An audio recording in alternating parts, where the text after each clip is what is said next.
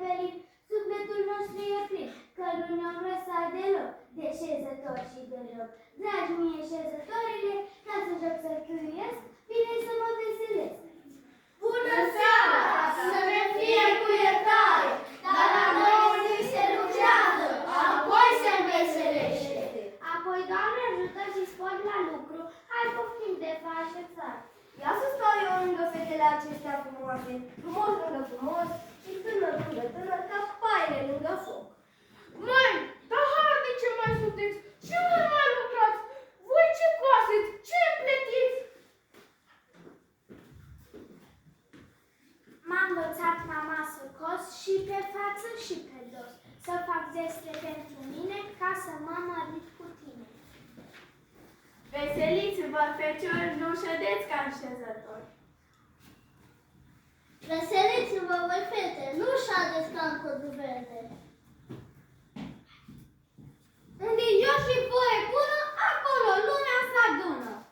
Unde joc și veselie, acolo îmi place și mie.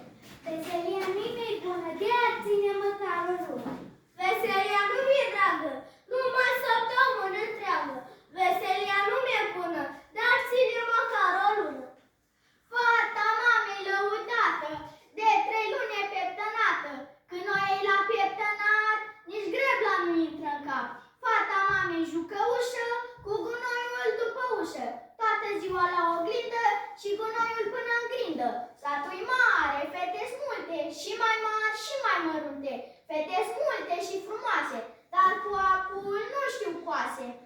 Cum nu știm? Vezi că lucru am făcut. Ia, fetelor, să le arătăm ce putem și noi. Badea numai cisme are și se ține voie mare, dar avea și goslan, nici n-ar vorbi cu noi.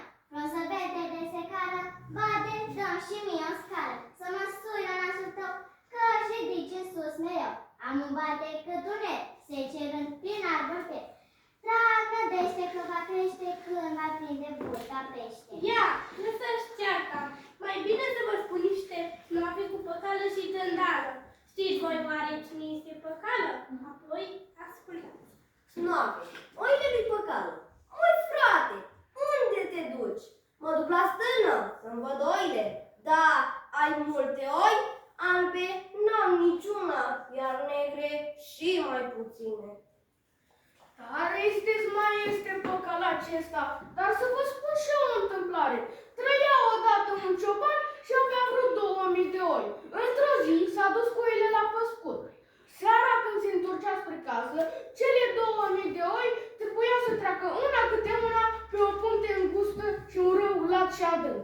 Hai, zi odată! Asta să treacă oile mai întâi. Ei, până o trece oile, să mă ascultăm o ghicitoare. Atențiune vă rugăm! Astăzi, la șezătoare, spune-mi ghicitor, am mai spus de multe ori, dar în care ghiciți, veți fi răstăviți. Te rog să-mi dai voie și voi explica în ce fel vom proceda. Mi se cere doar atât. Să ascultați cu luare aminte, căci din ghicitoare spunem numai începutul, cerând de la voi, pe urmă, să ghiciți sfârșitul.